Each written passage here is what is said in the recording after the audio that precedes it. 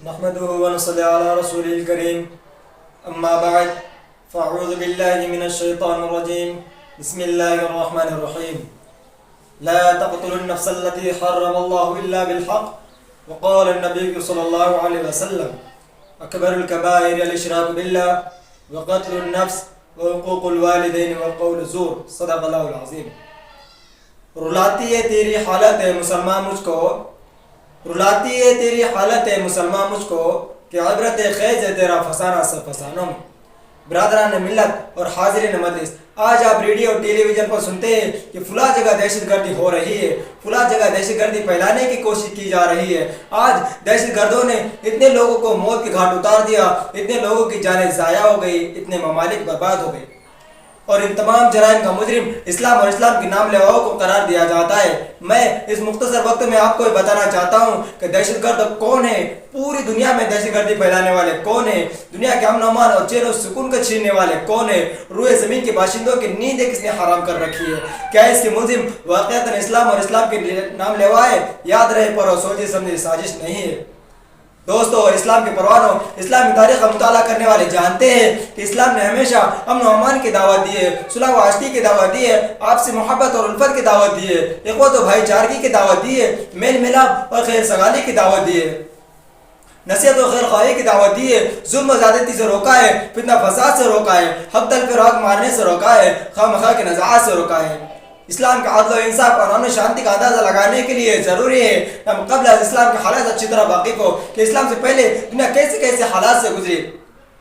6 صدی عیسوی میں دنیا بڑی اضطرابی اور بے قراری کی حالت میں اپنے لمحات گزار رہی تھی۔ دوسروں کو ظلم و زیادتی کرنے کو اپنی بڑائی کی دلیل سمجھی جاتی تھی۔ ایک بادشاہ کا دوسرے بادشاہ کے ملک میں داخل ہو کر خون خرابہ کرنے کو ایک قابل فخر کارنامہ تسلیم کیا جاتا تھا۔ دوسروں کے حقوق کو دبانا ایک قابل فخر کارنامہ تسلیم کیا جاتا تھا۔ نادار اور کمزور لوگوں کو معاف تک نہیں کیا جاتا تھا۔ شیرخوار بچے کو دیوار پر مارا جاتا جس سے اس کا بھیجا نکل کر باہر آ جاتا تھا۔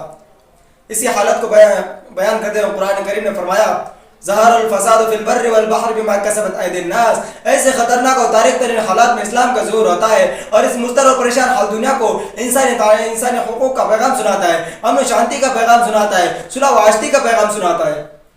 اسلام کہتا ہے صلح جنگ سے بہتر ہے، چاہے جھک کر ہو۔ صلح حدیبیہ کسی یاد نہیں، مسلمانوں کو کس طرح اثناء سفر راستے میں روکا گیا۔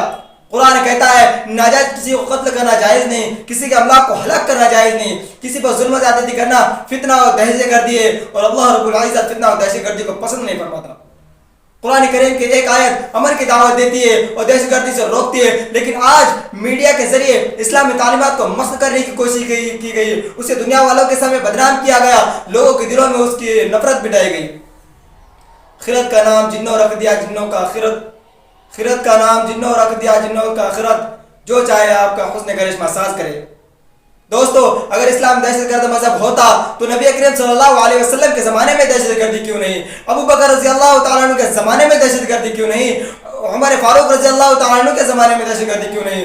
عثمان غنی رضی اللہ تعالیٰ عنہ کے زمانے میں دہشت گردی کیوں نہیں؟ علی حیدر رضی اللہ تعالیٰ عنہ کے زمانے میں دہشت گردی کیوں نہیں؟ مغلیہ سلطنت کے زمانے میں دہشت گردی کیوں نہیں؟ بنی امیہ کے زمانے میں دہشت گردی کیوں نہیں؟ جبکہ ان کے پاس طاقت و قوت تھی، وہ دنیا کو تہ و بالا کر سکتے تھے، لیکن آج جب ان کی حکومتیں کمزور ہو چکی ہے، وہ ان کی حکومتیں ختم ہو چکی ہے، وہ محکوم اور مفلوک الحال زندگی بسر کر رہے ہیں، ان پر دہشت گردی کا الزام کیوں لگایا جا رہا ہے؟ کیا اس کے پیچھے کوئی سوچی سمجھی سازش اور طے شدہ پلاننگ تو نہیں ہے؟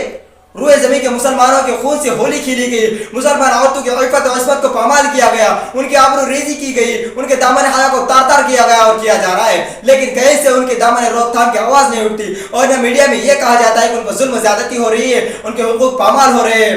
یہودی اور عیسائی کو لعاب دہن کی قیمت ہے، مسلمانوں کے خون کی کوئی قیمت نہیں، اور اس پر ظلم والا ہے۔ ظلم یہ ہے کہ اسے میڈیا کے سامنے مجرم و خطاکار بنا کر پیش کیا گیا۔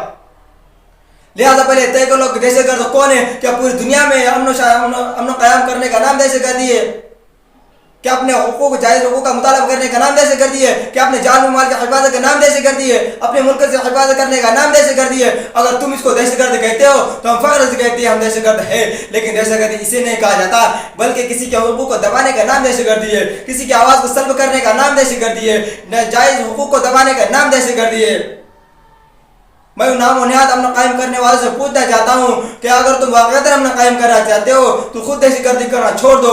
دنیا سے دہشت گردی ختم ہو جائے گا. دنیا کے لوگ امن امان کے ساتھ زندگی بسر کر رہ سکیں گے. یہی دہشت گردی کے خاتمے کا اصل علاج ہے. اللہ تبارک و تعالی ہم سب کو دنیا کے تمام امت مسلمہ کو دہشت گردی سے بچائے. وما علینا الا البلاغ.